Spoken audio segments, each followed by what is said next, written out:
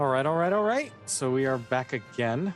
This is Travis. You know me as Holden on the Star Trek Tempest crew. We are here again for another one of our Patreon supporter Kobayashi Maru scenarios. Today with me we have Katie Utke. I'm going to say hello. Hi.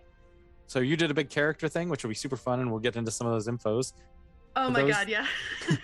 For those who don't know, just do a quick recap. The Kobayashi Maru is sort of this tried and true test that Starfleet puts all of their cadets through, sort of to see how they handle what they don't know at the time is a no-win situation. I actually like the way you described it before we started recording, because you looked it up. And what was the way you described it? Well, I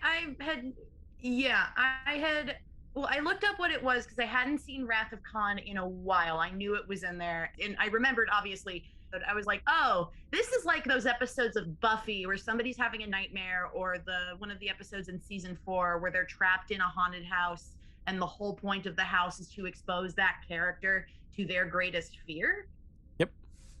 I could give an example, but yeah, it's absolutely that sort of thing. And I've been trying to do that a little bit based on like how I know the players play, pick something that I know is going to kind of challenge them.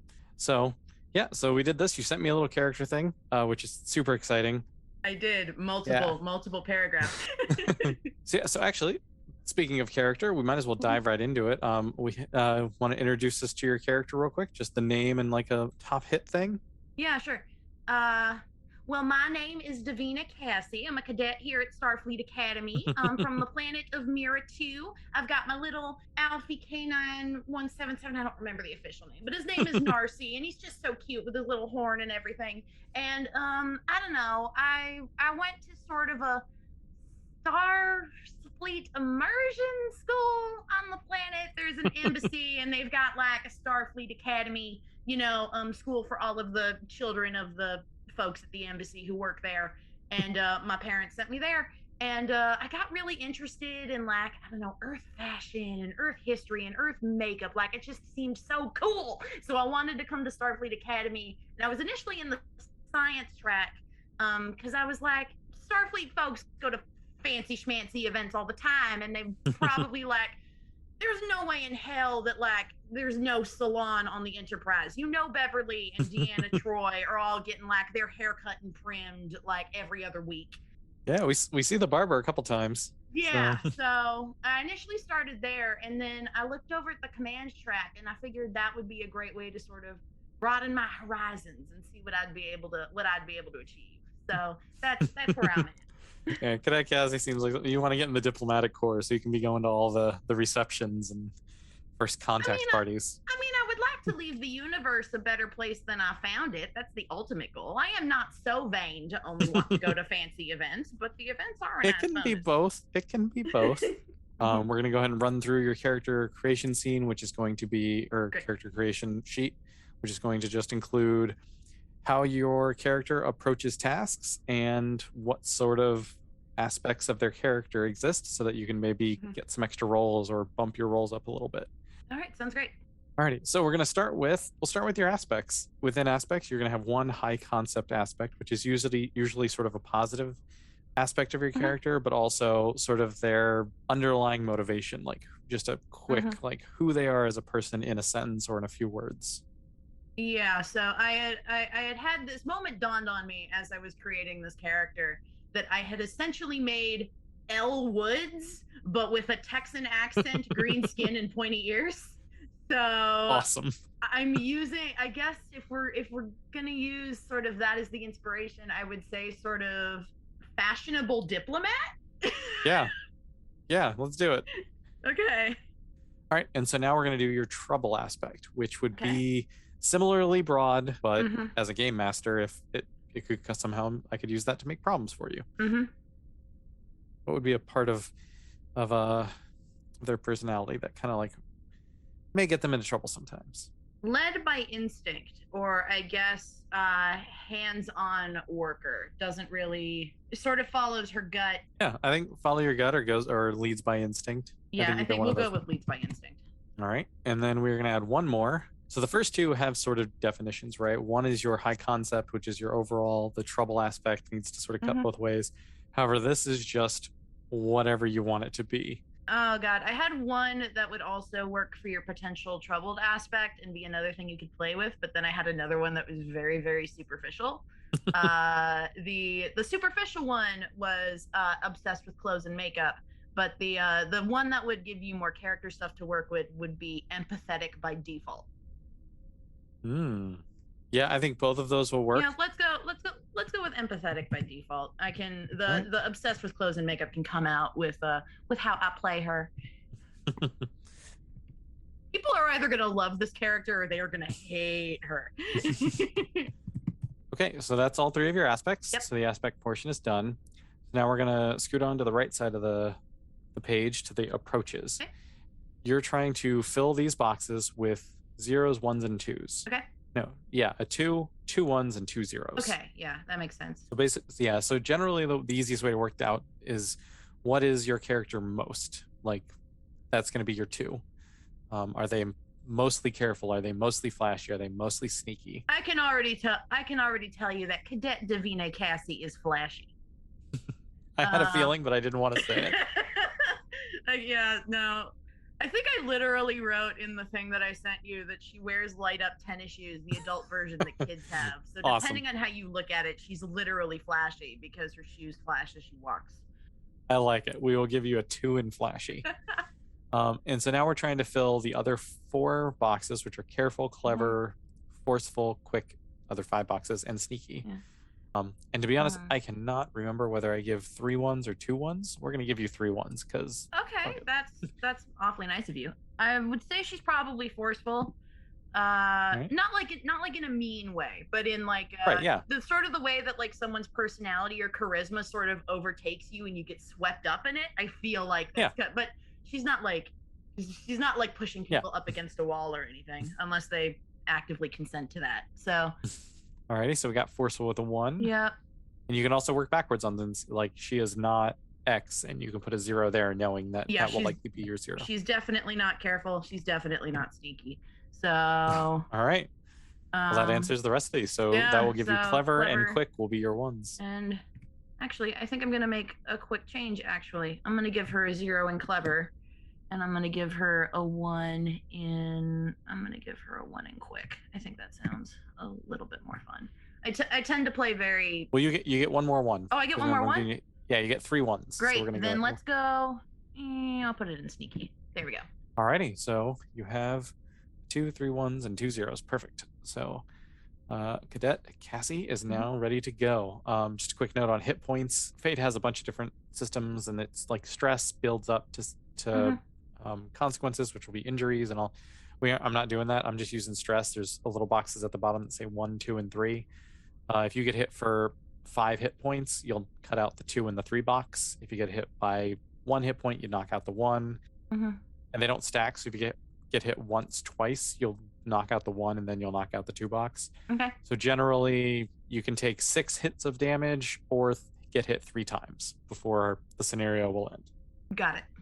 Alrighty. So, do you think you're ready? Yeah, I'm all good to go. All primed up. All right. Cadet Cassie saunters into the scenario room. There's a nice little like bridge set up. I'm gonna say they went ahead and let you personalize it a little bit. So do you have any like accoutrement on your captain's chair?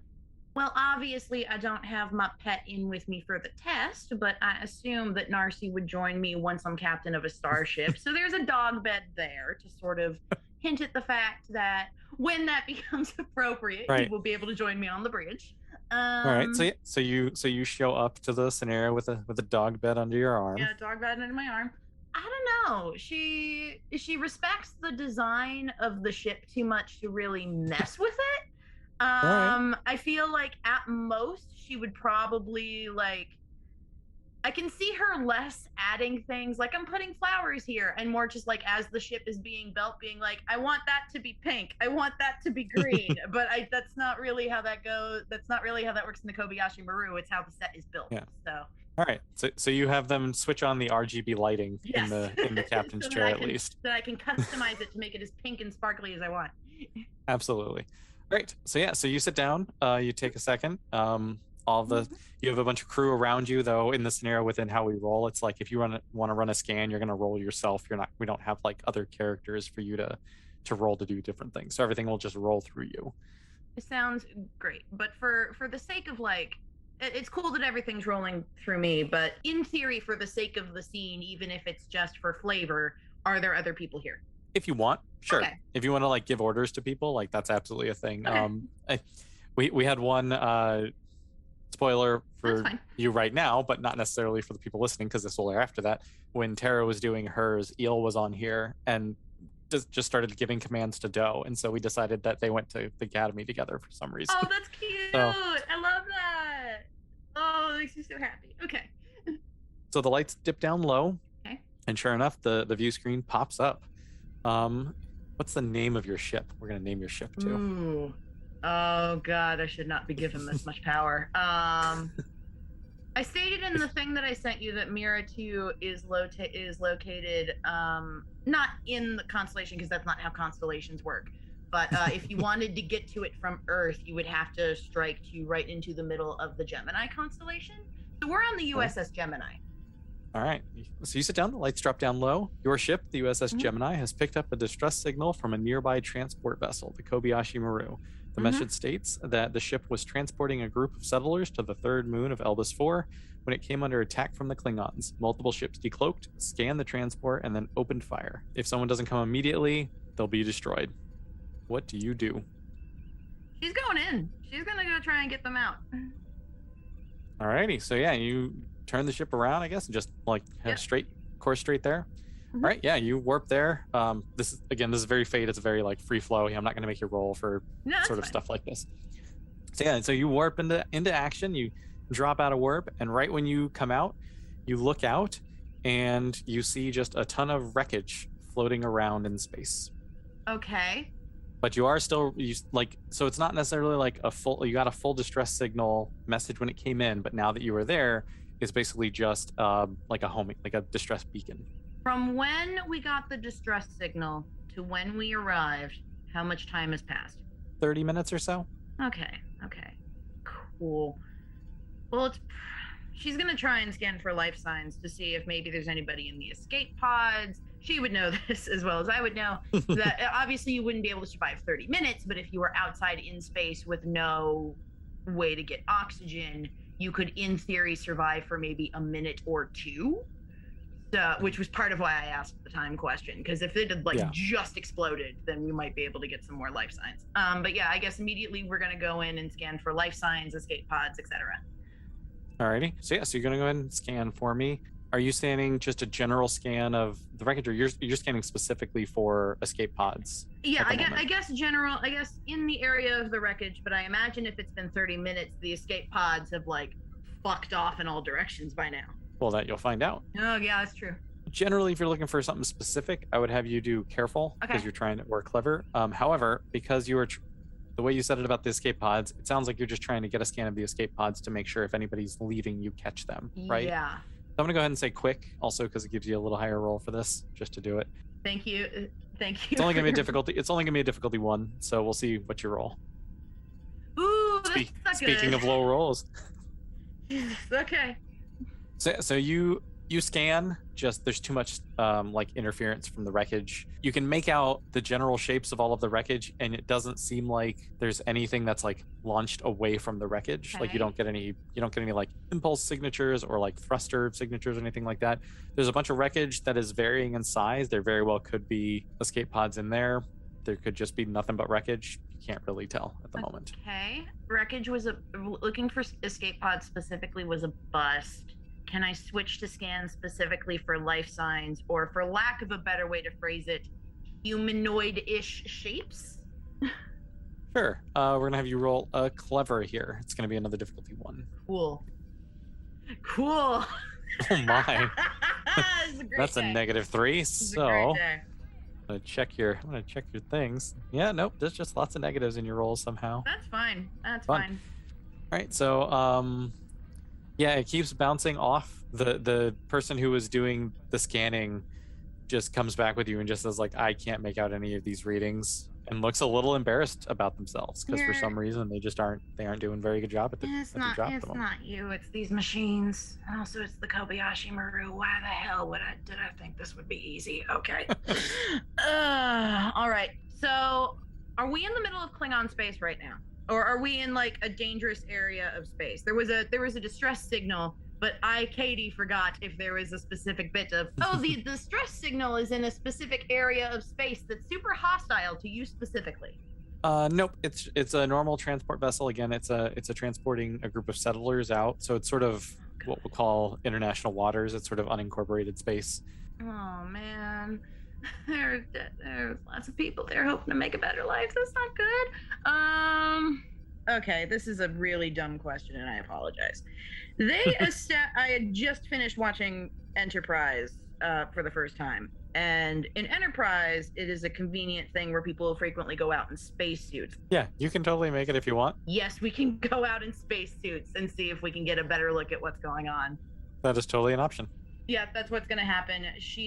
It's her test, so she's obviously going to go out, but she's going to take herself and then I guess some members of the security team, and not the doctor proper, but a nurse, because we want to keep the doctor on the ship in case something goes fucked, but a nurse to see if there's maybe anything out there. At this point, it's just trying to see like if there are any bodies out there, if like this was a transport vessel, but transport vessel could be code word. There was a super important thing on here that Starfleet really doesn't want anyone else to know about. So let's get some people to see if we can find the secret thing nobody wants anyone else to know about.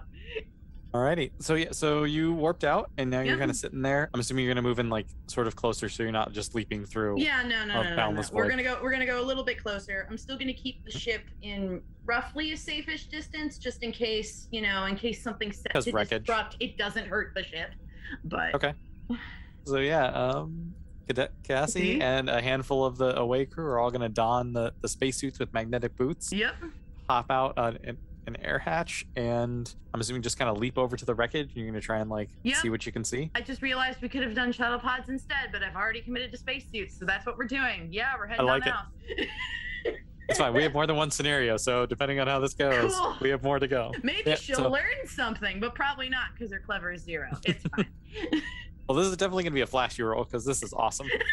So you hop out, leap forward, and you're trying to sort of leapfrog in space between the different pieces of wreckage. Exactly 100% is what's happening. Looking awesome. And so yeah, go ahead and give me a flashy roll to see what you find.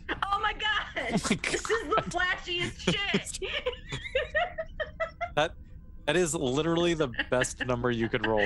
You rolled a 6, which means that you rolled 4 dice and they were all pluses, and then you rolled +2 because that's your best category. That is the first perfect roll we've had in any of these, by the way. I don't think anyone else has gotten it. So you jump out, you hop around, you don't see any escape pods anywhere. Okay. What you do see when you're out there is you see this small, it looks like the size of an old Earth car.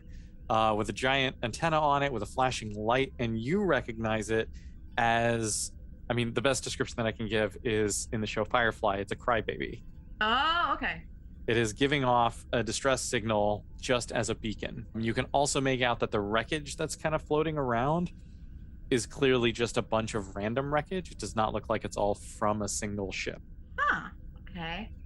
Well, I'm gonna I guess sort of leapfrog myself over to the distress beacon and I guess investigate because if the distress beacon is still going off, something is still making it go. It could be like AA batteries. It could be just attached. It just be picking up a signal from the magic space Wi-Fi that exists. But the reason it's still going is because something is powering it and letting it go. So I want to see if I can figure that out. All right. I'm honestly just going to keep giving you info because you rolled so well. For a while, you're just going to get free shit. This is great. I love free shit. So you hop over to it. You get to the panel and you pry off a piece of the panel and get access to a little screen inside to see what's kind of doing it. And it's running through some instructions, and all of the text on it appears to be Klingon. Have you studied Klingon in the academy at this point? That's an excellent question. I'm assuming, and feel free to correct me on this, Travis, that because the Kobayashi Maru is also including the Tempest crew, that all of these are sort of taking place in the nebulous space before when Tempest takes place, which has been established to be in the near past behind TNG. Correct. I'm counting this as around the time that the majority of the Tempest crew would be going through the academy. So it'd be Okay. probably 20 years or something before Tempest takes place. So yeah, there is a treaty right Yeah. now with the Klingons. However, there are skirmishes that pop up regularly. There are Klingons that don't want there to be peace between the two. And we haven't even had our first Klingons in Starfleet yet because we don't have Worf. Right. Yeah, there's an uneasy peace, but there have been skirmishes enough. But the question that you would have is, have you studied Klingon? Yeah, I know. I'm trying. Well, first I was trying to think of how likely it would be given the time period that we're in, and I guess my answer is maybe. The time period might be less important than the fact that you're in the Kobayashi Maru. That is also fair. Just throwing that out there. That's fair. I don't know. She probably took like Klingon 101, like kind of like how you're supposed to take Spanish 101 in high school. All right. And so she probably knows like this. She's not Hoshisato at all, but she probably knows like the Klingon word for fight and maybe like a couple of conjugations here. So I mean, you note in your bio that she is wicked smart and gets straight A's. So I'm assuming that she took Klingon 101 seriously. Yeah, Klingon 101, but it wasn't her main interest. She didn't go to like Klingon 2, Klingon 3. Yeah, she just wanted to get that elective out of the way. So on the screen, you can make out a little bit of what it's saying. Okay. The key thing that you can make out is one sentence that says target acquired, and then there seems to be a countdown of some sort. It gives you about, let's say, a unit of time that it would take you to try and get back to the ship. That's certainly a space pickle. Target acquired, and there's a countdown that is a time for us to get back to the ship before something happens. Yeah, there's a countdown of like 30 seconds, and it's just kind of like, it was higher, and like as you're reading it, you see that it's just kind of like counting down as you go. What do you do? Cool. We're gonna retreat. Marines, we are leaving, and we will come back after the beacon decides to do what it's gonna do. Because at this point, I'm thinking this may have been a trap. All right, you and your valiant crew of spacewalkers are going to try and, I'm assuming, quickly get back to your ship. Yep. With these, they didn't have these on Enterprise, but I think they might have had these on Voyager. So it's your decision whether or not we have these. Do our spacesuits have jetpacks? Nah, we're gonna say no in this case. That's For fair. some reason, the handful that we see in like the TNG era, and I'm also going off Lower Decks, which happens after TNG. Fair enough. Generic spacesuits, it's like they give you magnetic boots and assume you'll be fine. Got it. Like, That don't tracks. ask me why, but that's their plan. That tracks. Yeah. So you're gonna go ahead and try and quickly get back. Yep. It's gonna be difficult. It's gonna be difficult. It's gonna be a difficulty 3. Oh, really? Yep. Because you're trying to race to beat a countdown at the moment. Cool. So Totally. yeah, go ahead and give me a quick roll. A quick? Okay. A 2. You're close. It's not a negative. Yeah, it's not a negative. You definitely you failed, but you did not fail spectacularly. So you see this countdown on the screen. Mhm. You kind of feel like this seems like it's a trap, and you turn around and tell your crew to get back to the ship. You're hopping back and forth, and everyone except you makes it back to the ship, and you cool. are just about to reach your ship when 3 Klingon ships decloak around you. Honestly, not even mad. If anybody was going to be left in space, Cassie and I would prefer that it was me and not the innocent people I dragged out here in this flashy maneuver to be in spacesuits. So you have a Klingon cruiser as well as 2 birds of prey that all decloaked around you. great. The Klingon cruiser is going to try, seeing that the captain of the ship is currently just out wandering around, is going to try to beam you aboard their ship at this point. I'm totally down. That's great. Let's see, and that is going to be the Klingon cruiser, captained by Captain Balmach. I love reading his flavor text. I'm really proud of it. Captain Balmach is a grizzled veteran of the Klingon Empire. He has consistently refused additional promotions in order to continue keeping his hands as dirty as possible. Nice. Okay. So he is going to try and beam you before you're able to get back on board your ship. Cool. This is going to be quick because he's trying to get you as you're like diving into your ship. Yep. It's still going to be tough. It's going to be a difficulty 3 for him. So 3, 2, 1. And he succeeds. Yeah, that's sort of how I thought this was gonna go. Okay. Yep. So you're leaping back and forth. The rest of your crew makes it in. You make one diving leap at the hatch, and just before you are able to get back into your ship to safety, you get beamed against your will into the brig of this Klingon cruiser. Well, better me than anyone else on the crew, so that's fine. Yeah. Well, so we're gonna call this the end of the scenario because you just got kidnapped by Klingons. Also, you Valid. say that, but those 3 Klingon ships totally destroyed the USS Gemini anyway. Oh, it's a bummer. Yep, that's the way it goes. Yeah, it's okay. So there you go. That is the end of scenario 1. I learned nothing, and I got shit blown up. That's great. I went out in a spacesuit to be flashy, and then I died. It was awesome though. To be honest, like the thing about it is you rolled so well on it. I was like, well, I want to give you a chance to get back because for all the other ones, it's like as soon as you get there, as soon as you're like, if your shields are down, they just decloak and start firing. But this one, like, you came up with that cool thing, and I was like, all right, well, let's see where this goes. I like to think even without me, the Gemini might have at least put up a fight, but maybe that's just wishful thinking. Sure, we can say they did. Okay. They put up a valiant effort. Cool. But I mean, it's still also 3 ships on 1. That's true. So. That's true. But hey, valiant efforts are worth being talked about. It's true. Alrighty, so that's the end of scenario 1. Cool. I'm assuming we'll jump right into scenario 2. Yep, if sounds you were great. up for it. So you finish your scene, you walk out. How's the cadet feeling at the moment? Well, that could have gone better. So the simulation instructor, the guy who's there running the test, gives you a little bit of praise for being so good on the spacewalk and being able to utilize your knowledge from the previous things to sort of like deduce that it was a trap, but notes that jumping in without your scans didn't go great, so you just decided to like launch yourself out there. Like, it's a very Kirk maneuver. I'm going to say that. Like, you definitely fit your trouble aspect in terms of like just doing the thing. So he's a little impressed at your go-getiveness, but gives you a little like pat on the back and says like maybe a little more caution next time, which you don't actually have to take to heart. You can do whatever the hell you want. So. Well, I mean, I wasn't in time. My instructor didn't completely hate me, so that's a good place to start. Right.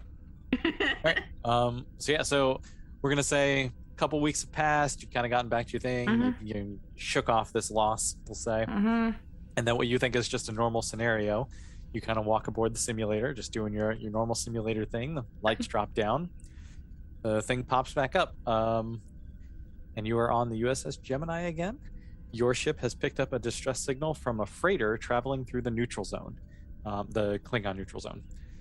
It claims to be under attack by a Federation ship, the Kobayashi Maru. The freighter, registered as the Guff, claims it received no warning prior to the attack, and with their shields failing, will likely be destroyed soon. Okay, so first quick question. Did I know this was going to turn into a Kobayashi Maru when I started the simulation? I mean, so at this point, I would say as a character, you still don't know that it's the Kobayashi Maru. Okay, but this wasn't like I came into the Kobayashi Maru test to get the permit, and then I went into the Kobayashi Maru room to do the thing. Okay. Correct, not that. Great. Tell you what, actually, if you have your character sheet up, give me a clever roll. A clever roll? Okay. Yeah, give me a clever roll. That went 2. surprisingly well. Yeah, all right, you got a 2. I'm gonna say as you are walking into the simulator, you catch the eye of the instructor, and it's the instructor that. It's like the hard instructor. It's not like the typical guy that would have been there. It's it's like normally they have the TAs running these simulations, and this time the actual professor showed up. So you spot that. Yeah, I'll give you that. So right. Cassie is just gonna like do the Picard sort of face palm, look up at the and just be like, the fucking damn Kobayashi Maru again. God damn it. Okay. So remind me, because Cassie is smarter than I am, remind me of the situation again. You're getting a distress signal from a freighter named the Guff. It's traveling through the Klingon neutral zone at the moment, and it is currently being attacked by a Federation starship, the Kobayashi Maru. Okay, I'm gonna slowly make my way. I'm gonna make my way over to the situation. I don't think I have enough information to make a decision as to what's necessarily going on now, but I definitely want to get closer. Alrighty. So yeah, you turn, start heading that way. Not at like warp 9 or whatever. Yeah. What do you want to do before you get there? You could scan. You could like try to contact somebody. Anything that you want to do before you get there and are in the thick of it. I guess I'm gonna try and contact the freighter and see if I can figure out why they're being shot on. All right. At the moment, you don't have like full you can't bring them up on screen yet. That's fine. Audio is fine. So yeah, so you send a subspace message to try and like to get a little more info beforehand. Or I guess if I could send to both, but I imagine I'm only going to be allowed to send to one. But if I could send to both, I would like to. Oh, you can do whatever you want. If Yeah, you want I to try, want if you to want to send send to both, messages like to both the freighter and both the Kobayashi Maru, and be like, "Yo, why are they firing on you? Yo, why are you firing on them?" right. Except more professional than that. So no, you shoot the subspace message out. You get no response from the Maru, and Okay. all you get is basically the equivalent of like, help us, we're about to die, back from the guff at the moment. Okay, so I am not going. This is, oh man, this is real dumb. I'm gonna fucking do it, but it's real dumb. Shields The best up. kind. Shields up. Weapons online. We're not gonna fire on the Kobayashi Maru, but we're definitely gonna go in between the Kobayashi Maru and the freighter until we can talk to people and see if we can work this out. All right, that'll be a step after you get there. Okay. But that is your plan. That so is the it's plan, good to know. yes. So yeah, you drop out of warp, and sure enough, the scene looks to be what you got the distress signal on. There's the guff, a small, just freighter, Yeah. kind of lumbering ship moving through. The Kobayashi Maru is a slightly better ship than what you have. So it's another Federation, like just a normal starship. And yeah, it's kind of taking pot shots. It's not firing non-stop. It's definitely like hitting it a few times, and then some time passes, and then taking a couple more shots. Right now, it doesn't look like it's necessarily trying to destroy it instantaneously, because obviously it's not like launching full spreads of torpedoes and stuff. Also, you can tell a little bit that it seems to be targeting specific systems. Like the shots are kind of hitting the same spot over and over again. Okay. Well, I have two quick questions. One, are the Kobayashi Maru and the Gemini the same class of starship? Would the Gemini be a little bit smaller, like more like a Voyager class? Like, what's the freighter? The freighter's a freighter, but like, what's the starship makeup looking like? The Kobayashi Maru is a crossfield class ship, which is a science vessel in which some of them were retrofitted to be warships during the Klingon Federation War, okay. which is what this looks like it was. So it's a decent ship that's been modified to be sort of more of a warship than usual. And you are a cadet, so they basically gave you the equivalent of a used Toyota Camry. Cool. That you are kind of. It's a safe drive, but it's not exactly a Ferrari. So I mean, that's fine, but just know I'm trying to take into account if it's like, because with the different starships, obviously, if like I'm not as familiar with the classes.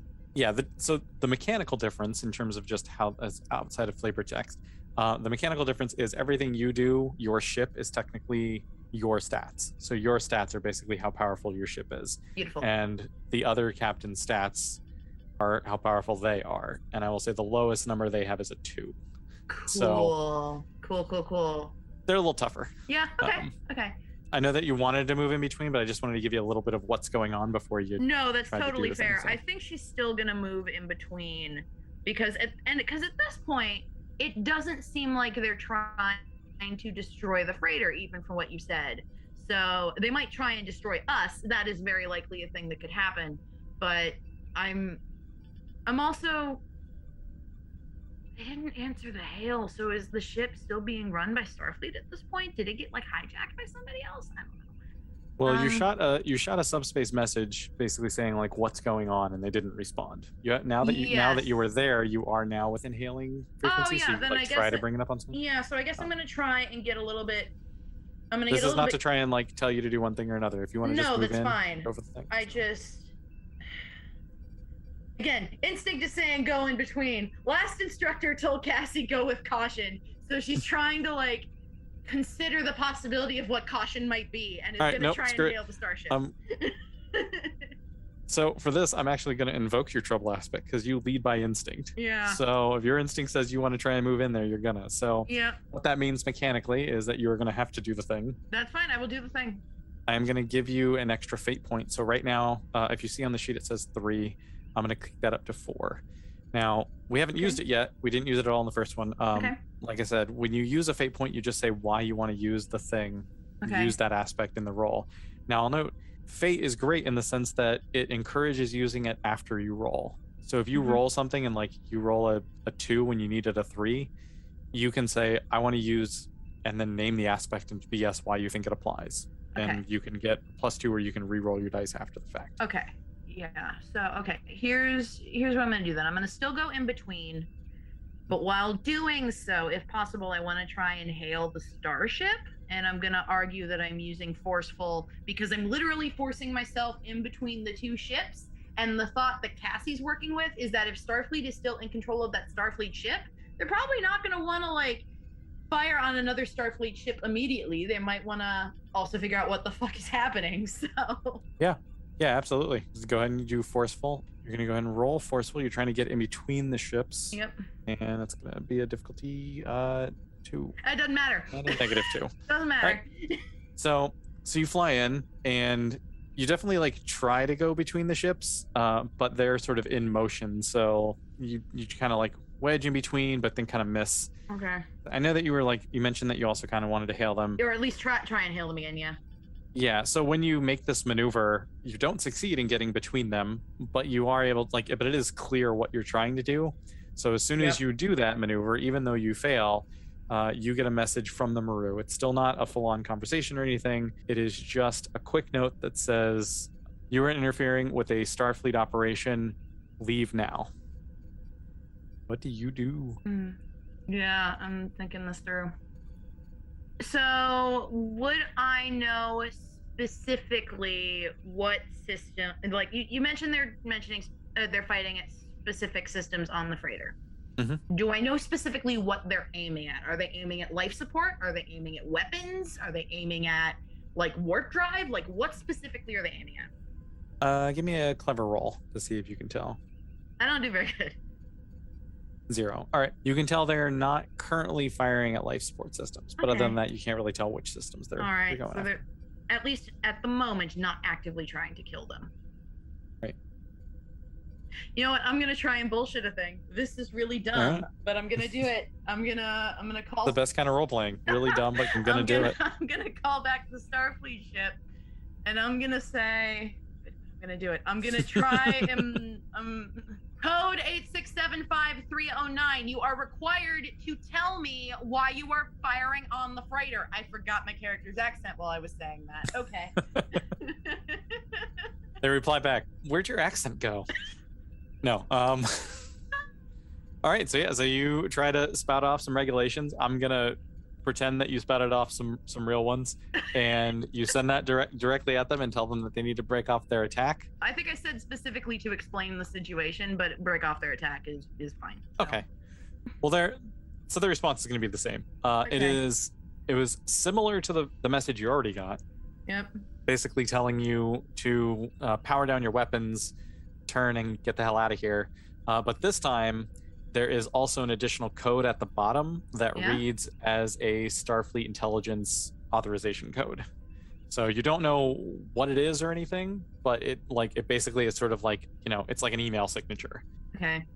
Well, I can at least deduce that the Kobayashi Maru is still being run by Starfleet at this point, or at least if they're faking Correct, it's somebody who knows how to do Starfleet authorizations.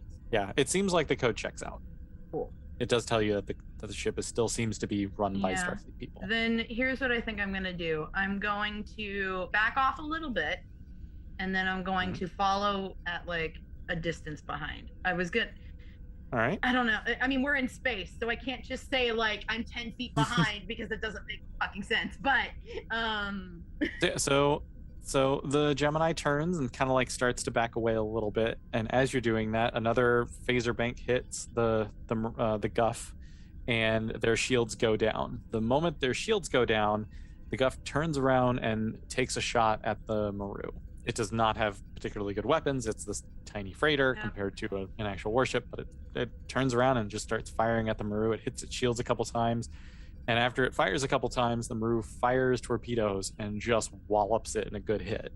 Cool. Doesn't destroy it outright, but it does the thing where in Star Trek where suddenly all the sparks start flying and the little rotoscoped electricity starts traveling around the hull. It looks like it's limping along, but it's still trying to like do what you think look like evasive maneuvers, and looks like it's going to continue trying to fire back at the Maru. But that's what you see at the moment. Can I try and contact the Maru again? Because again, they gave me at least a little bit more information than the Starfleet ship did about what's happening. So You mean the Guff? the You can try Guff. and Sorry, contact the I don't Guff. know Yeah. what words are. No worries. No worries. Yeah, you can try to hail them and like do a Yeah. normal thing. What is happening? Why are they attacking you? What did you do? All right, so the screen comes on. Their ship is in shambles. You have a captain that's like standing in front of the thing. It's a freighter, so it's not exactly like a super big ship. You can see that you're in sort of a command room. In the back, like you can see a large storage bay that's full of like hexagonal barrels for no reason, all stacked. There's a bunch of what looks like bunks. There's also a handful of like supply closets and stuff kind of sit there that, knocked over. Mhm. And there's some small fires. There's a handful of people out there trying to put them out with fire extinguishers and whatnot. The captain just comes on and is just beside himself. He goes, I have no idea what's happening. Like, we can't take this fight. We need your help. Okay. I've lost half my crew. We have families on board. We need your help here. Okay. All right. This is what she's gonna do. She's gonna go over to. The Gemini is gonna go over to the freighter, and you can tell me whether or not this is kosher. I will make.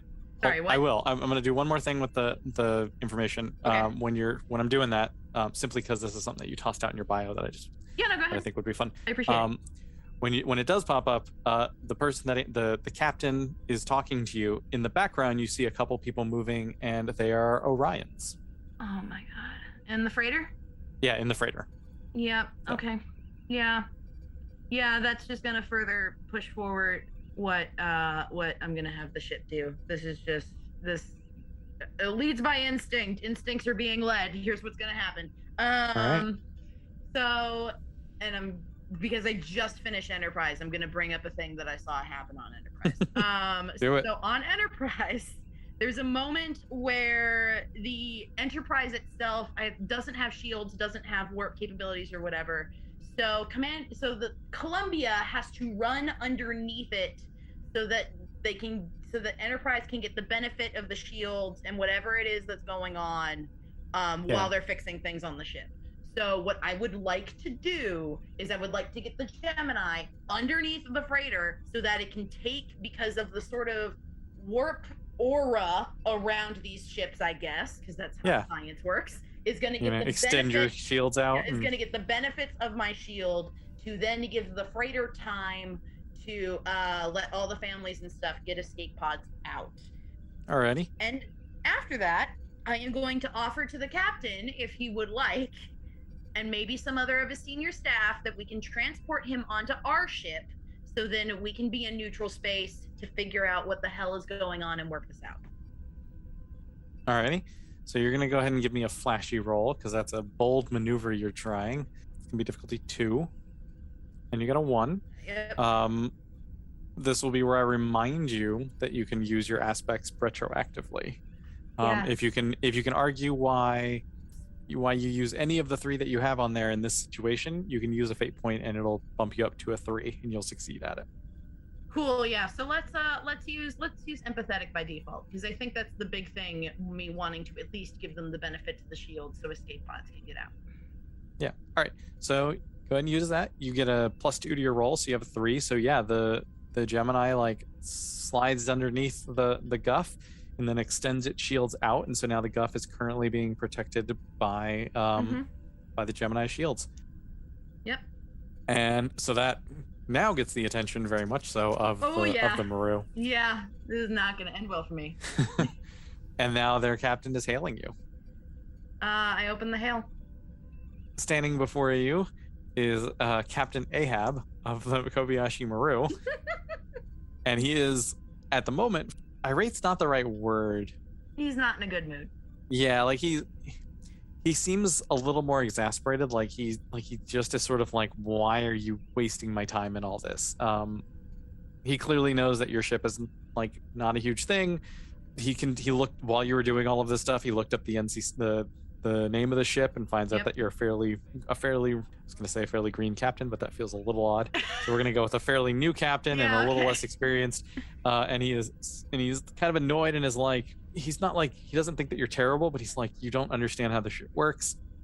And yeah, he comes on and he's like, I understand you're trying to help, but you don't know what you're in the middle of. This is a Starfleet operation. You need to lower your shields and head back towards Federation space. Captain, I understand your authority and I understand how important this mission is to you, but as part of Starfleet, we are supposed to treat people with respect and we are not supposed to be firing onto their ships unprovoked. I am willing to be a neutral party in which you can work out whatever issue you have with the captain or whoever it is on the ship, or if they have material that you need to gather. But at this moment, you are putting innocent lives at risk, and Starfleet should not condone that.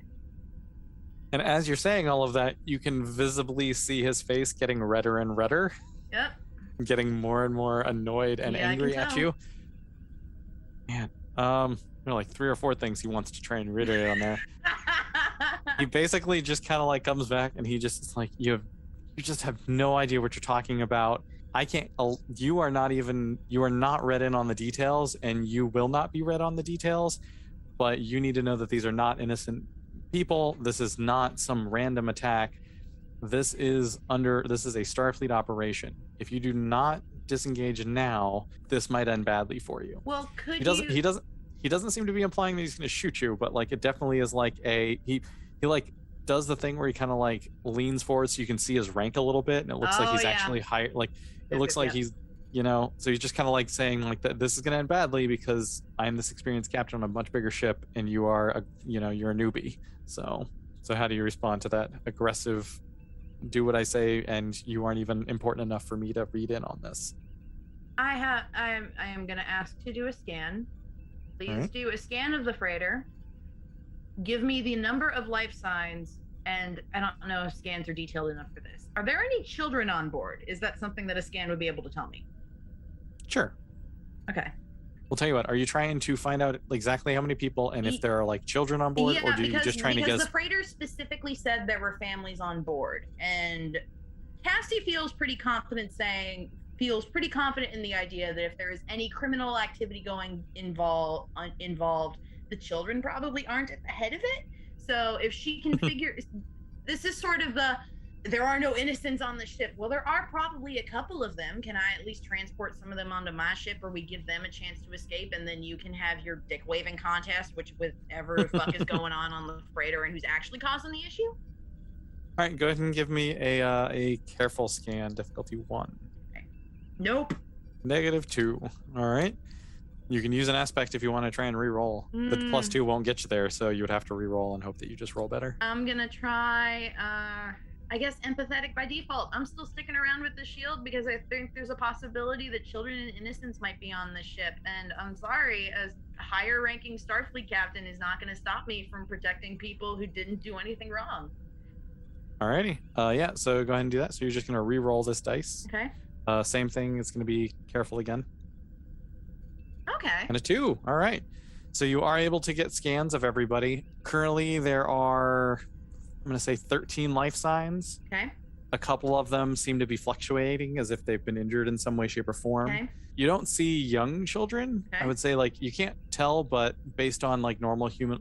So you saw inside the ship, you saw like the captain who's a humanoid. Yep. You saw some Orions running around. So you understand like the sort of ages, and based on just sort of the size and development of the life signs, you're able to tell that there's a couple what would be sort of teenagers. Yeah, teenagers. Would that be like the majority of the crew? Is this like a freighter? No, there's only a couple. Okay. There's only a couple. Yeah. So.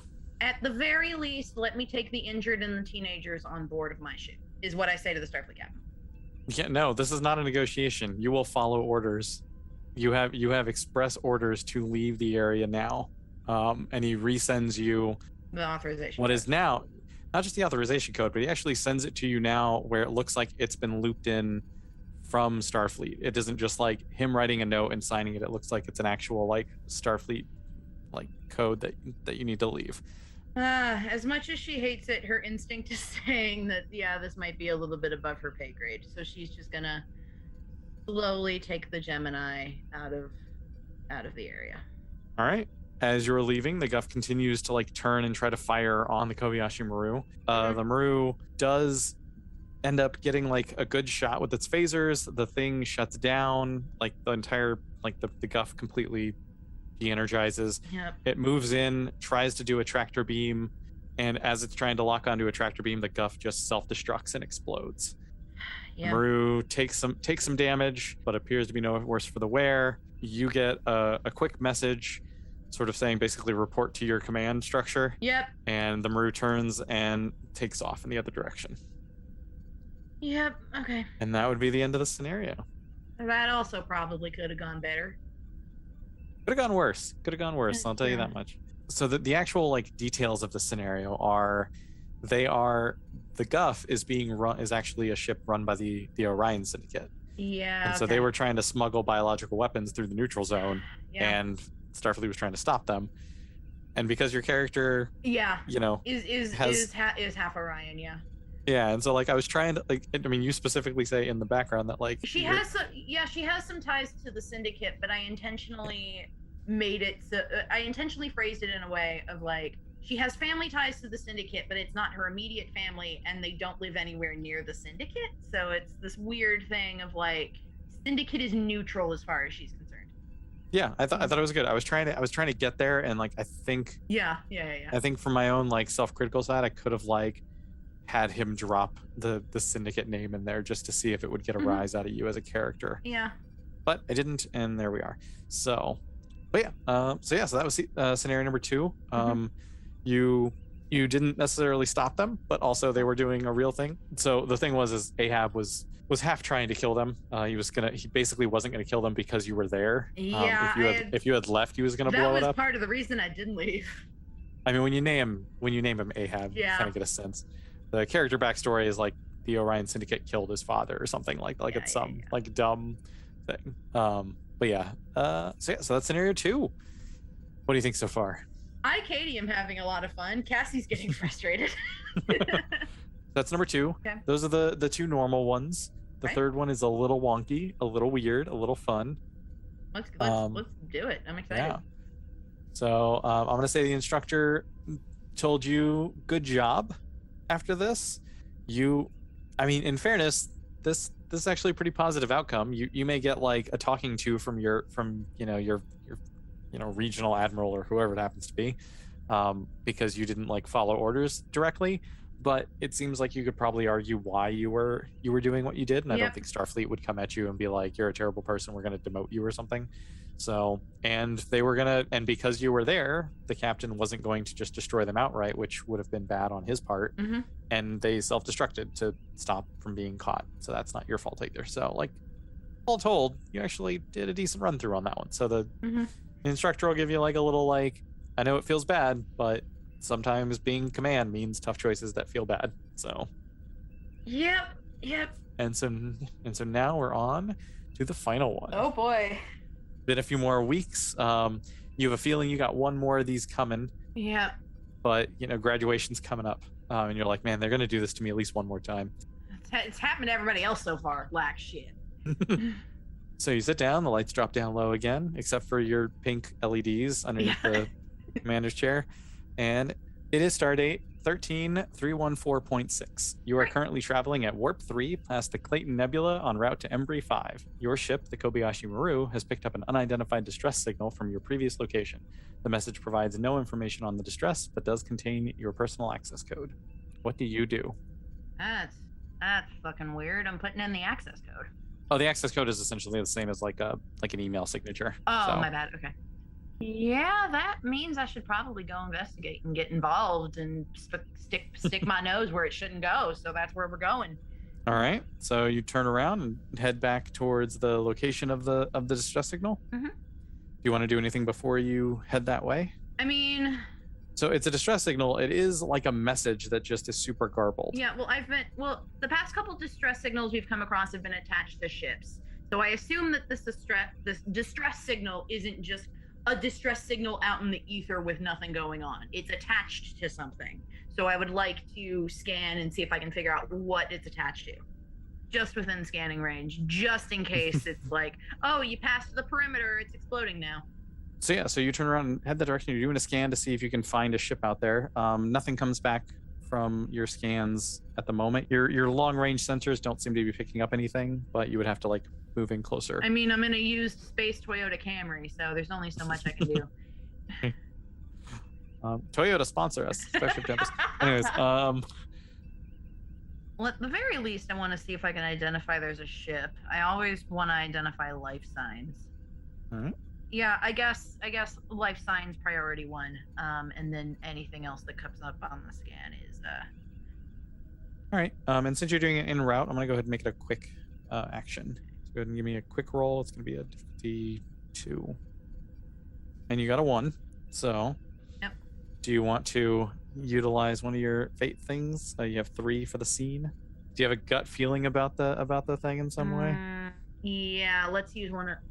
I have a quick question that is going to influence my gut feeling. I apologize. Yeah, no. The area apologies. the distress signal is coming from, is that an area that I personally have been into before, or that people that I'm close to I know have been into before? Yes, it looks like it's along the path with which your ship was traveling. Yeah. My instinct says that's fucking weird, so I would like to use my fate die for that. All right. So yeah, so you do succeed in the scan. Great. You are able to scan ahead, and you see that there are no ships currently there. The only sort of thing that appears there right now, at least from your sort of long range normal scan stuff, is just the impulse trail of your own ship, because you had passed, or the warp signature of your own ship, because you passed it by there, a couple hours ago. Yeah. While you're traveling, you have this sharp pain kind of hits you in your leg, like in your left thigh. Just kind of like a real sharp pain instantaneously, kind of out of nowhere. Then it dissipates. When did Starfleet get the ability to induce pain in my body without my consent? The pain subsides, and then suddenly you have like this sort of tingling sensation left over where it was. That's weird. Yep. That's weird. These tests are getting weird. He says loud enough for the instructor to hear. They're getting bold. No. So yeah, you continue. I'm assuming you sort of stopped in scanning range. So you've got your scan information. Yes. Your legs started hurting. Yeah, what do you want to do hurting. now? I mean, I'm still gonna move towards the signal, but slowly. I guess maybe we're going at warp 5. I don't want to show up like super fast. All right, so you're heading there. Not with great haste, but you're just kind of moving that direction. Do you want to try and do anything while you're on your way, or are you just kind of like keeping an eye out as you get closer? I guess keeping an eye out, having scans sort of come up periodically, because I imagine there's only so far out a scan could go. So just in case something like pops up at the end of radar scan distance that like we didn't see before. Yeah, you'll keep moving.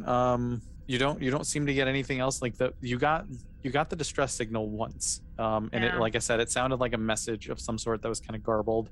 Do we have a recording of that? You do, yes. Did you want to investigate the message itself? Yeah, it's garbled. Yeah, I want to try and see. So Cassie's getting into serious mode, so she's gonna take out her headband. She's gonna shake it a couple times. It turns into a scrunchie. She's gonna put her hair up. Now we're gonna go in. All right, shit's getting real. Getting real. The hair's going up in a scrunchie.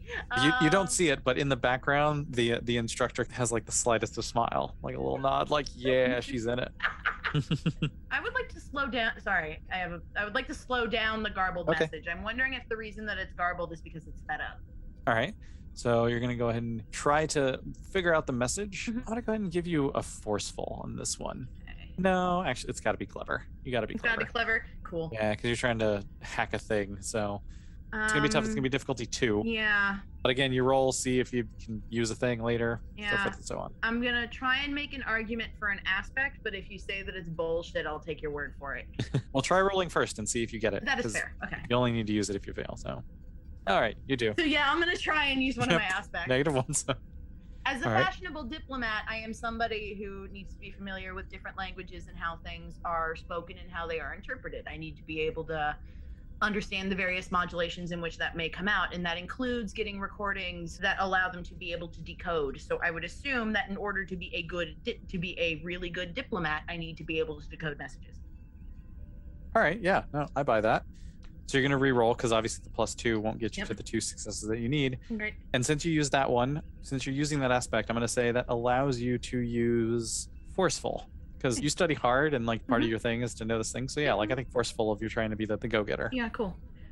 Okay, well, it's not a negative one. Yeah.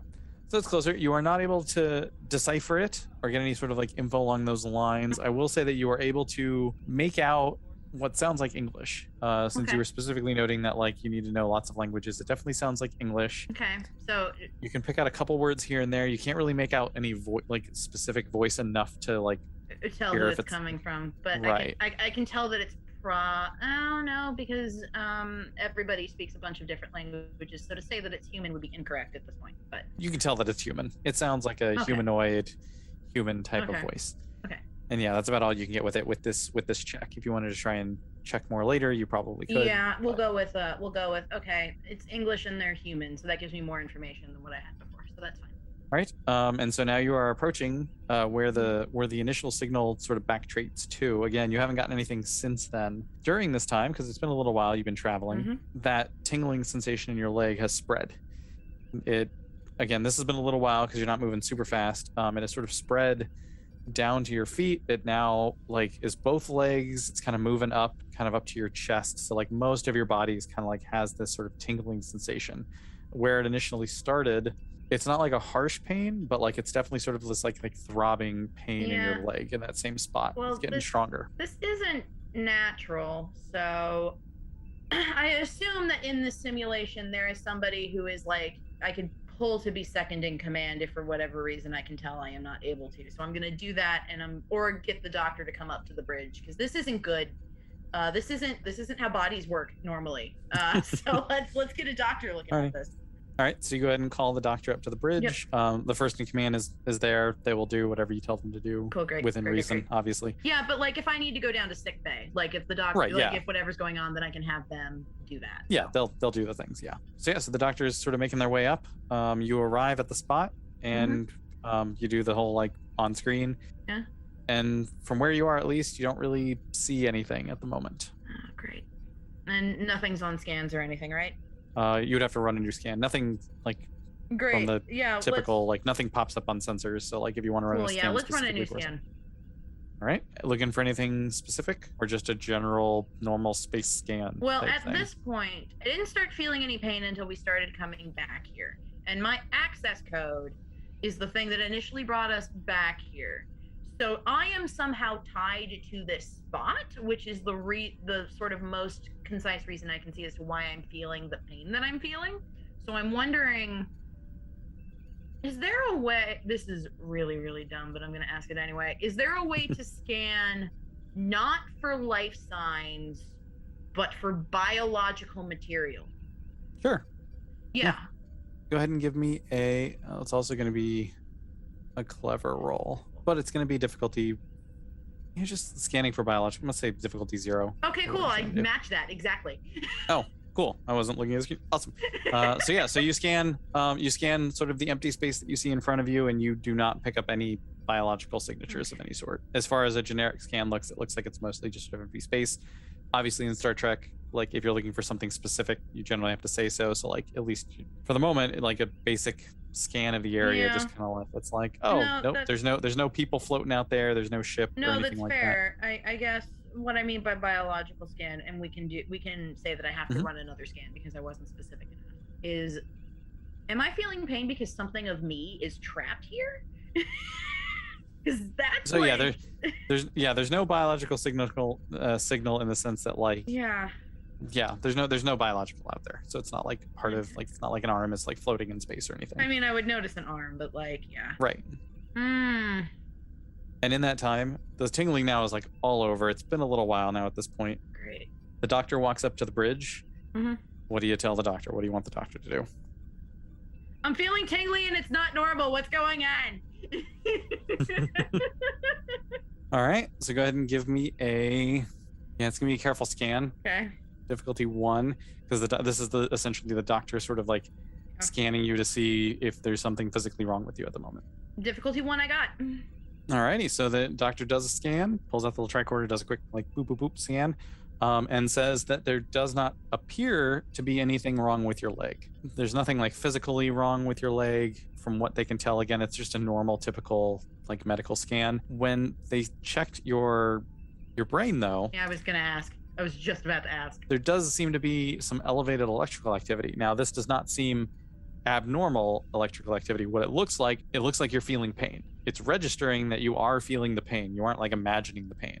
But there doesn't appear to be anything physically wrong with you. And it's like there's not a knife in your leg, but for some reason your brain is sending you pain signals. I can tell my brain is sending me pain signals. Thank you.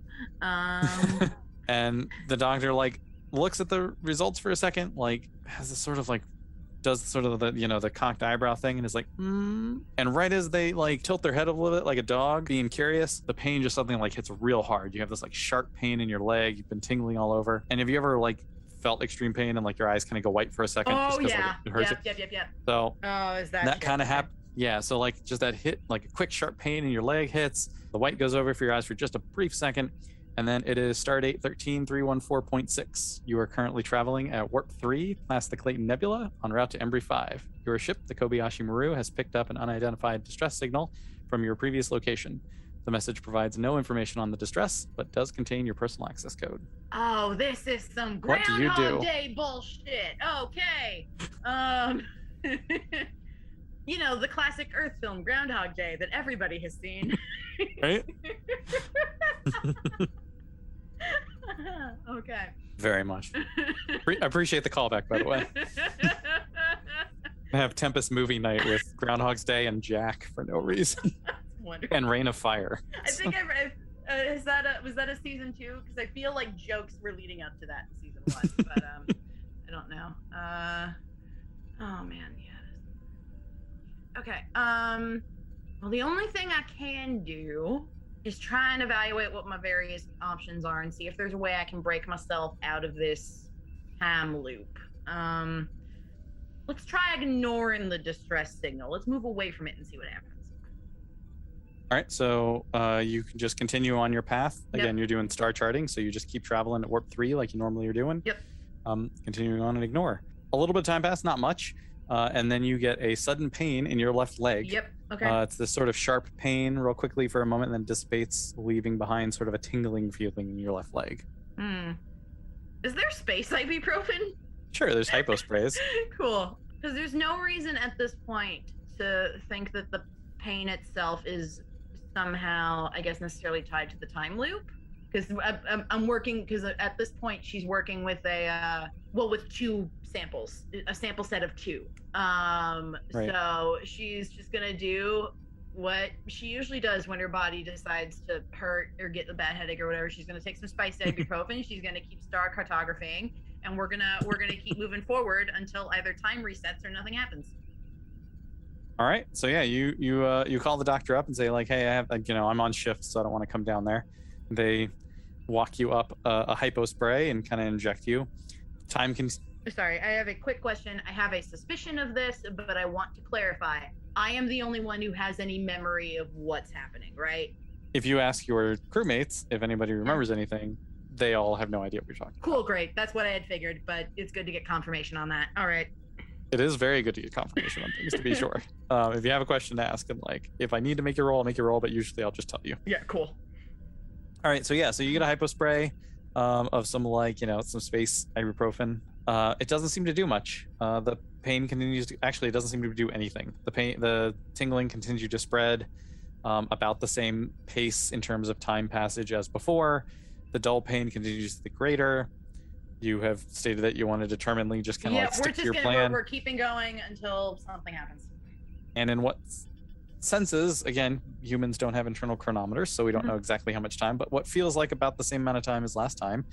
I mean, technically, Cassie is half Orion and half a Vulcan in quotation marks for the podcast audience.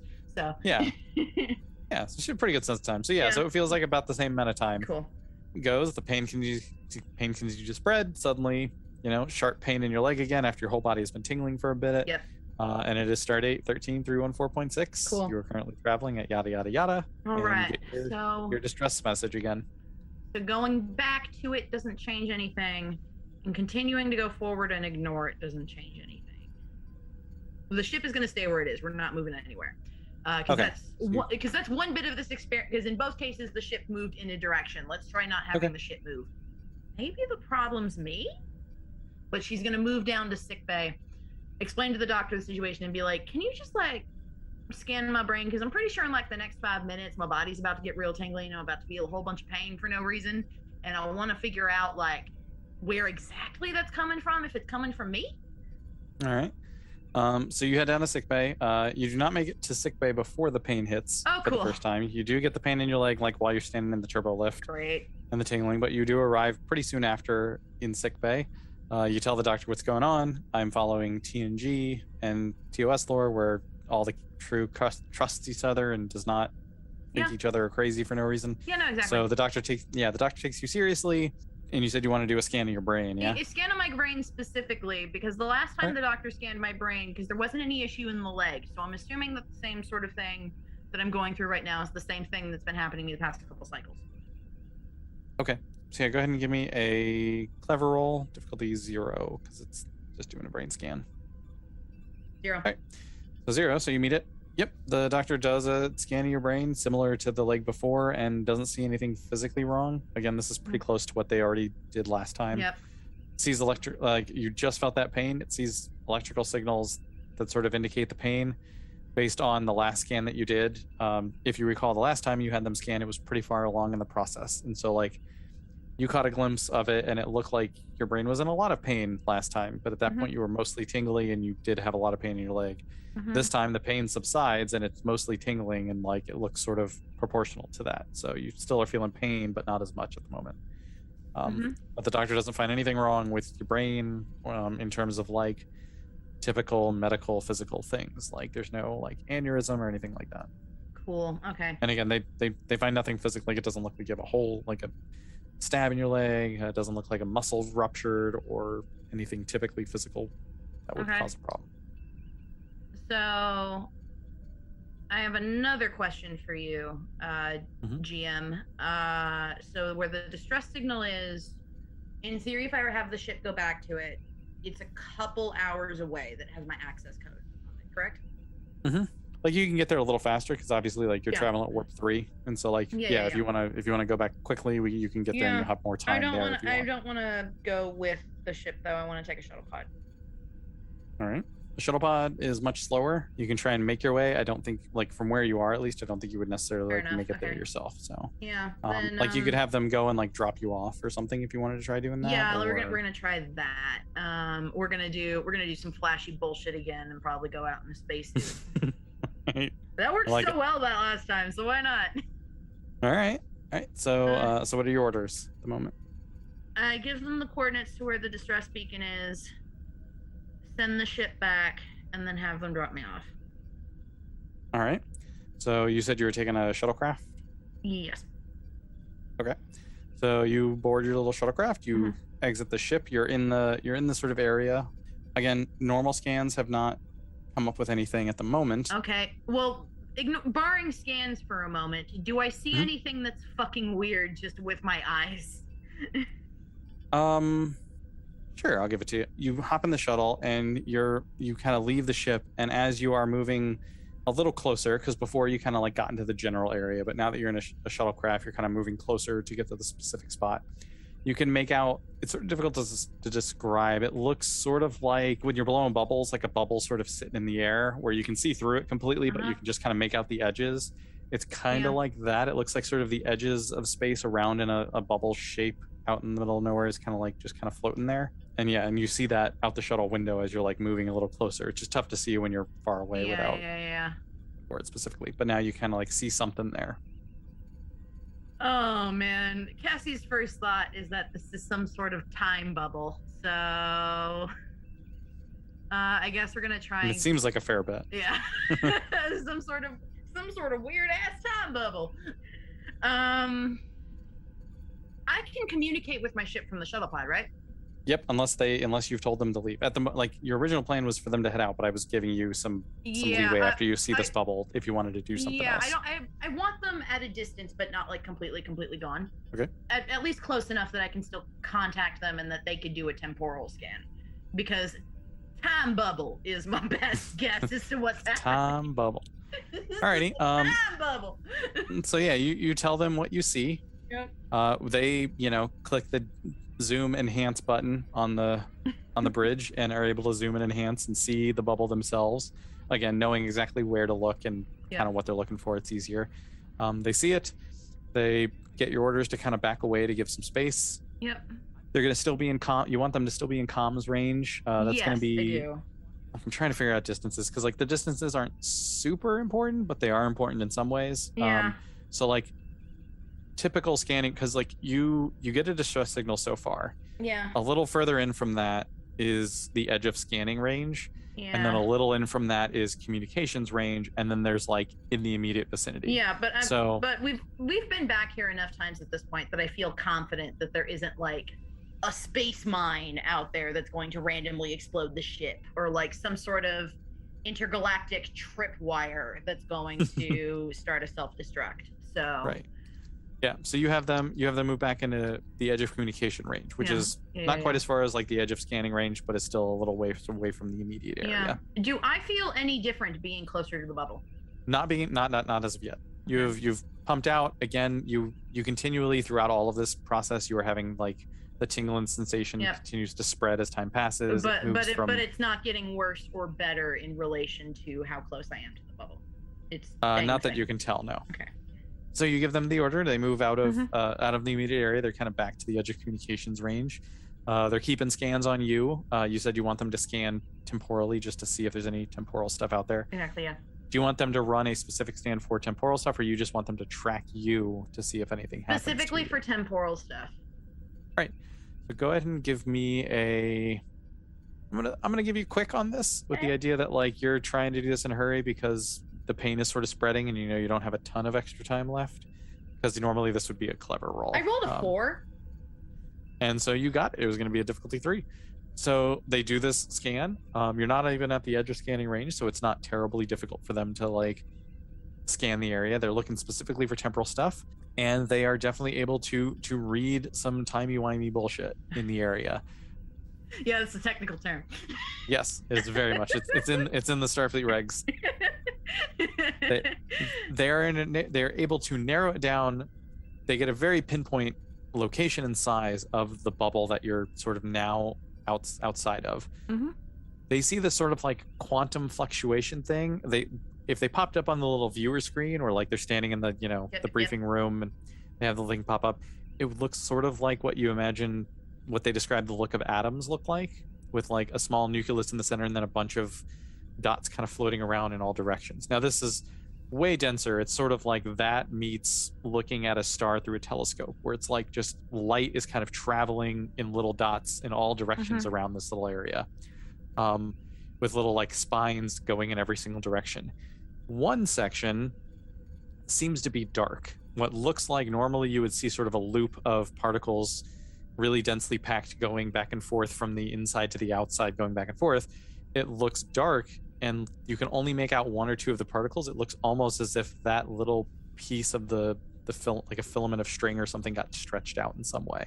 And it looks like the stretch is sort of in the direction of your pod. You would have to be closer and do like a tight scan to see if you wanted to try and find out exactly where it goes, but it looks like it's sort of in the general direction of the shuttlecraft ship. Yeah. Does the shuttlecraft have any scanning abilities? That's the main reason. Yeah, it just. Okay, cool.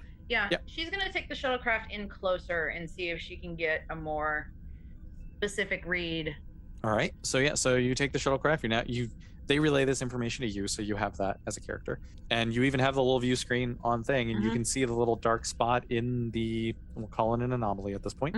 And it looks like the dark spot is kind of like pointing at you, and you're like, okay. So you start to move it a little closer. As you're moving towards the thing, the shuttle starts lurching forward. It starts moving faster than your engines normally would take. It feels like you kind of get pulled towards it. Do you still want to scan? You can still scan. I'm not gonna this isn't that big of a deal, but one of the things Katie was thinking of doing was driving the shuttlecraft right through it. So if it's pulling it towards the thing, that problem may solve itself. But it's doing the thing on its own. Yeah. So all right, so we'll get you a scan real quick. So go ahead and do a quick scan to see what you can find out. It's gonna be difficulty 3. I matched. And you got a 3. Heck yeah. You're rolling well this one. I've now been cursed for the rest of this session, but that's fine. You're welcome. You are able to get the scan, and you can tell that this filament that seems to be missing is sort of like directed right at you, or at the shuttle. From where you can tell it is not going to the Maru. It definitely seems like you were able to read this filament or this string from the anomaly sort of reaches you in the shuttle. Yeah, I think that's all the information. You're able to successfully get the scan. You can definitely see that this filament seems to be attached to you/the shuttle that you can tell. But the Maru is sort of further away, and like it definitely doesn't seem to be radiating anywhere outside of that. Okay. You're now getting close to the thing. Yeah. You said that your plan was to fly through it. Yeah, I think that's what we're gonna do. I think we're gonna try flying through it. Cool. So yeah, so you go right in. Nothing. There's no like physical barrier or anything. As soon as you touch it, you get like pulled in instantaneously. And as soon as you are pulled into the anomaly, you are in a massive sort of space. It's bigger on the inside, we'll say. Yeah. And when you're looking around, all of your instruments are going haywire. You don't like it's telling you there's crazy gravimetric, quantum, whatever bullshit happening. Yep. But when you're looking at the shuttle window, what you see at the moment looks to be, and the best way I've been able to describe it is if someone had opened Photoshop and took 1 million pictures of your shuttlecraft from different angles and then overlaid them with like 50% opacity. So there's just tons of shuttles everywhere. Okay. They're all kind of like convening into a single spot, overlaying one another. As soon as you entered the bubble, the pain in your leg just sort of like started ramping up fast. Normally it kind of like spreads, this tingling spreads, and then the pain starts to slowly build.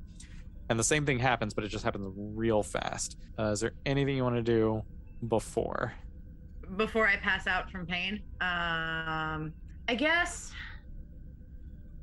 because scans have told me, I mean, the scanners are useless at this point, so I'm just going to use my own eyes, and I'm going to see, because there's a bunch of different shuttlecrafts, and I think it's fair to assume that I am probably in all of these different shuttlecrafts. This is some sort of like midpoint in a bunch of different timelines or universes or whatever, and all of us seem to be converging here.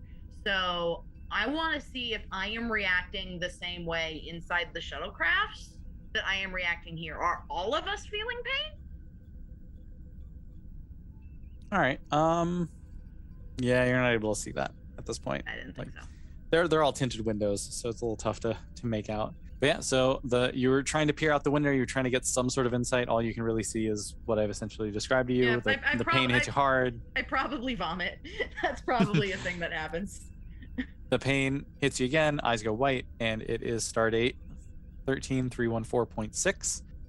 You are in a shuttlecraft, but you are still in the hangar of the Kobayashi Maru at this point. The Kobayashi Maru is traveling at warp 3 past the Clayton Nebula en route to Embry 5, and alerts you that they picked up a distress signal from their previous location. In this case, they are a little confused. The first commander calls you up and is like, we're not sure why you're in a shuttle in the shuttle bay. Seems to have some weird recollection, like there's a moment of sort of deja vu for him. Yeah, was just out of curiosity, number one, was I up in the bridge a minute or two ago? I think you were. Like, okay. My recollection is I seem to remember us traveling. We're doing our normal star charting thing, so like there's nothing really too exciting. We hadn't started our normal game of bridge, which we do usually on late shift. Yeah, I know. But no, like I thought you'd be up here, and then I have this weird, like we got this message, and when I turned to like tell you or to let you know that we had received this distress signal, you weren't there. But the distress signal seems familiar to me somehow. I'm not sure what it is, but I just sort of like I didn't even have to ask. I just kind of knew that you were in a shuttle. And I'm not sure why I knew that, but I knew that you were in a shuttle for some reason. So I don't 100% know what's going on, but there's some sort of time bubble Groundhog Day nonsense happening. And at this point, moving towards it and trying to investigate the thing has resulted in different outcomes than what were happening previously. At the very least, I'm excited to know that we might potentially be making progress.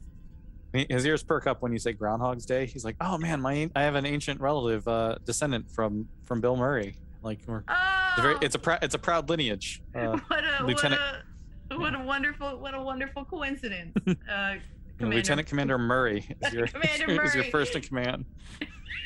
As you two are having that discussion, the pain in your leg hits you again subsides and starts tingly. We're gonna head towards that distress signal, and then I'm gonna give them the coordinates for the bubble and everything, because the difference in this time loop occurred when we got close to it, which means that's where sort of the hotbed of this timey-wimey shit is happening, for lack of a better way to phrase it. So if we're gonna figure out anything to do or how to get out of this, it's probably gonna be near where that is. So, yep, you fill them in with your previous loops, I'm assuming, and they turn around and fly straight there. X amount of time passes. I also have a very quick question. Mm-hmm. I am the only one who's been dealing with any sort of pain. No one else has been in any sort of pain. The doctor hasn't heard anything else. It's just me? Nope, just you. Cool. And it is just, and to be clear, it's also just more than just your first officer. I was just using that in character, but like, yeah, that's fair. The crew all seems to have this weird sense of deja vu of things that might have happened before. So great. Well, A, that means I'm not completely crazy, and B, that means going towards it and working at it from there is probably the way we're going to get ourselves out of this, because that's the one that resulted in a different loop this time around. So, well, remember, you and the shuttle got closer and then moved into the anomaly. Yeah, the Maru itself moved back to communications range. So, but in any case, at the moment, you all arrive, and you arrive because you've looped them in. You're pretty early to arriving, so it's pretty early in the loop. Yeah. At the moment. I'm gonna have the Maru go closer to it. All right. Yeah. So it continues to sit there. The Maru kind of moves in. As you're getting much closer to it, suddenly the Maru itself starts to pull a little bit towards it. Yep. It's not as strong as a feeling as it was with the shuttle. The Maru is a much bigger ship, but it definitely is starting to pull the ship towards the bubble a little bit. We're gonna let it happen. God, there's another really dumb thing I'm gonna try, and it's probably gonna be really do it. I'm gonna have them aim weapons at the bubble and see if that'll destroy it. All right. Go ahead and I mean, that's going to be a forceful because you're firing some weapons at a time bubble. Yep. That's a 2. A 2. All right. Was it difficulty 2? You fire it sort of hits the time bubble and doesn't seem to do anything. It kind of like goes in and then just kind of disappears on the surface of the time bubble. Yeah, well, violence never solves anything, so I probably should have thought of something else. At this point, you're pretty close to the time bubble. Yeah, the pain is still spreading, but it's staying the same at the moment. And again, you got there pretty early in the cycle, so you aren't in a ton of pain at the moment. Yeah, I think I'm... Take the Maru in, it sounds like. Yeah, that's what I'm thinking. All right. So sure enough, same way happens. You kind of roll right up to it. Right as the tip of the Maru enters in the bubble, you get like pulled in super fast, like instantaneously. Yep. And you're in a gigantic space, and you see essentially the same scene as you saw before, but rather than your shuttle, it's the Maru. It's the Marus. There also is just a ridiculous amount of phaser fire going on in all different directions, as well as torpedoes. The Maru starts taking heavy damage. I mean, shields up, weapons on, yeah. Yeah, I mean, it happens so fast. But again, like last time, as soon as you entered the bubble, the speed with which the tingling sensation and the pain just goes real fast. It just like starts to overtake you real quick. You were a little further earlier in the cycle when you entered. Yeah. You have a little bit more time, so I'm going to give you a couple seconds to try and like guess what you want to do now that you're in there. Okay. How many different versions of the Maru can I see? I know you said that it's like a bunch of them at like 50% capacity, but like the clearest ones I can see, how many? Oh, there are thousands. Thousands, cool. Like it's I mean, it's the infinite amount of things, but like you can't count because they're overlaid on top of each other. But like it's clearly just a ridiculously high number. Okay, well, we don't have a wonderkin like Wesley on our ship, but I'm remembering the episode in season 4 where Beverly Crusher gets stuck in the sort of pocket universe, and the Enterprise and everything is disappearing around her, and Wesley has to work with like the warp drive and some other stuff to try and get her out. So before it completely collapses in on her and she's left alone.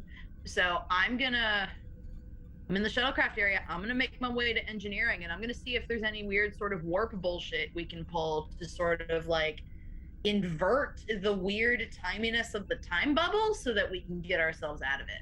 So yeah, so you're gonna try and like throw some static warp bubble nonsense out there and see if it does anything. Technobabbly warp bubble nonsense and see if that can figure out what's going on with this time bubble. All right, go ahead and give me a flashy roll because that's quite the maneuver you're trying. And a 3. I was gonna make it a 3, so yeah, you get there just in time in engineering. Your engineer is like, that sounds fascinating, and we'll give it a shot. Types away my furiously. My engineer's a Vulcan. It's great. And the computer, like, you hear the warp engine kind of spool up for a second. The little boom boom boom. Yeah. It's real quick, and then sure enough, the nacelles like light up real bright. But you aren't trying to like go to warp or do anything like that. You're just trying to like the warp shell like spreads, but nothing really happens from what you can tell. And right after that, you do see it happen, and you do see that it didn't do anything. And then you get hit with that pain again, and it is 13 stardate 13314.6. Your ship, the Kobayashi Maru. You were traveling at warp 3 past the Clayton Nebula en route to Embry 5. You get the distress signal. This time you are back on your bridge and seemingly in the exact same position as the very first time that you did it. You're not in the shuttle bay. You're not in the thing. You're back on the bridge. Of all the dates I have to repeat over and over again, why couldn't it have been my Valentine's date with my boyfriend and girlfriend? Jeez. Anyway, all right. The first officer seems confused when you say this. Oh no, Commander Murray, what do you remember of the last 3 minutes? We were like we've just kind of been sitting here. I've been trying to like, get you to start playing the bridge game that we normally play, but nothing else has been out of the normal. I promise I'll join. I'll promise I'll join your bridge game, but I'm gonna kick all your asses, so maybe you don't want me to play. But no, there's some time bubble shenanigans going on. I really the first thing that she's gonna do is she's just gonna write out like what exactly is happening, so she has a script to go off of, so she doesn't have to keep re-explaining it. All right.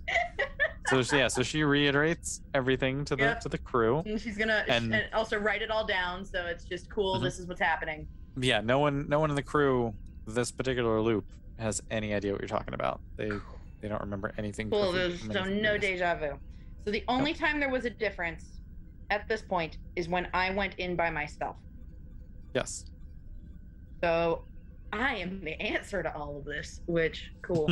Well, obviously I'm gonna make him take me back to the time bubble because again, that's where the issue's coming from. This is where the issue's going to be solved. I am going to go out again alone. Probably. Okay. Do I want to do a shuttlecraft or do I want to do a spacesuit this time? I'll stick with shuttlecraft. I can keep the spacesuit in the shuttlecraft if I decide to go out and spacewalk. All right. Same thing. Pain in your leg, tingling sensation, kind of spread. Yeah. I'm keeping you in. Keeping you in the. No, I appreciate it. Cassie's annoyed. Katie's having a great time. Oh God, I'm not good at mysteries. I'm not like Tara. Yeah, she's the best. God, yeah, she's so good. No, I'm just not. You're doing okay. I haven't tried killing myself in a loop yet. Can I rig the shuttlecraft to explode near a time bubble? Yeah, I mean, a shuttlecraft can self-destruct like any other ship. Yeah, cool. So we're gonna get myself close to the time bubble, but not in it, and I'm gonna try exploding. All right. What do you have in the Maru do? At this point, the reason they had memories the last time in the time loop is because they had a little bit of a distance away. So they're within communication distance, but they're away otherwise. Okay, so they go back to the same distance that they were? Yes, because that distance allowed them to still have some sort of deja vu, foggy memory thing. So I want to see if that'll be the case again. Alrighty. You're going to have to roll this one, because when you tell this plan to your first officer, he's not thrilled with the idea. Fucking nuts, yeah. So he's like, I buy the time loop thing, but like, Captain, maybe killing yourself is not the answer. I understand that, but if we're stuck in a time loop, then I'm just gonna be back in like the next 10 minutes. I mean, he goes, you don't know that for sure, and so you're gonna go ahead and roll. I'm gonna say forceful because you're trying to convince him of something. Oh my God. It's going to be difficulty 3. That's exactly what I rolled. All right. So, yeah, so he keeps fighting you on it, and you pull rank. You're a new captain, but you're still a captain. Yeah, I'm your captain. I appreciate your concern, Commander Murray. I promise you will see me again in like 10 minutes. And then turn off communications and rig the shuttlecraft to explode. Yep. So yeah, you hop out. They move the ship out to, you said communications range again? Yep, communications range. All right. So they move out to that same distance they were before. The countdown on your shuttle kind of goes. Your pain is continuing. And the shuttle explodes. And you die. And the Maru is still out there at communications range and watches it happen. And is still a little aghast at what happened. They keep scanning. They do a scan for the temporal issue that they had found because you had been relaying what the information, so they knew exactly what to look for. And they find nothing with the temporal, so it seems like the bubble that was out there is gone. But they have no idea anything beyond that. And there you go. You are dead. Holy shit. Okay. But the crew has now escaped a time loop. And that's the end. Okay. How many people went the suicide route? I think just Brian, if I recall correctly. He went in sort of with the same thought process of you, of like, oh, it's Groundhog's Day. If I die, I'll just come back. And not in mine. So that's fine, but to let the crew escape, like that's important. Yep. The crew does escape. They continue on to Starbase 1, 2, 3, 4, 5, and sort of debrief. They tell everyone what happened. They upload all of their scanning data and all of the temporal information that they grabbed from the thing, and that'll be shipped off to Starfleet Science, and they'll. And I just sound fucking nuts because none of them have the deja vu thing, so there's no evidence that like there was actually a thing out. God damn it. Yep. Well, they did get scans and stuff, so like they saw that there was sort of some temporal thing that did disappear after you exploded. But yeah, they clearly don't have the same amount of info that they might have had otherwise. Okay, well, at least there's some sort of evidence to back up that I wasn't just. Right. Yeah. Yeah. Okay. They're like, Cassie did something, but we aren't completely sure, and hopefully Starfleet Science figures it out before another captain just. It's okay. They'll name a bunch of schools after me. It's fine. It's true. So that's the end of that one. That's the experimental one that I came up with just to see how it would go. That one's been pretty fun recently. So yeah. So what'd you think? That was a lot of fun. Thanks. Yeah, I got a kick out of it. You did some interesting things. So yeah, I would say you did pretty solid though. Cool. But yeah. So thank you, Katie, for joining us here on Starship Tempest. Live long and prosper, y'all. For the listeners out there, I hope you enjoyed it. This was our second Patreon listener episode. Thanks again to the other people who participated. Thanks again to the crew for letting me try this random experiment out. And until next time, we will see you out there. And this concludes our season break series of Kobayashi Maru scenarios. I want to give one final thanks to everyone who participated and to you all for listening. We're hoping to do more things like this in the future, and if you want a chance to participate, head to patreon.com/Starship Tempest, and maybe you'll get your turn in the captain's chair. And lastly, let's all get hyped for Season 2, which is debuting next week on January 12th. We can't wait for you to see what's in store for our crew, and until next time, we'll see you out there.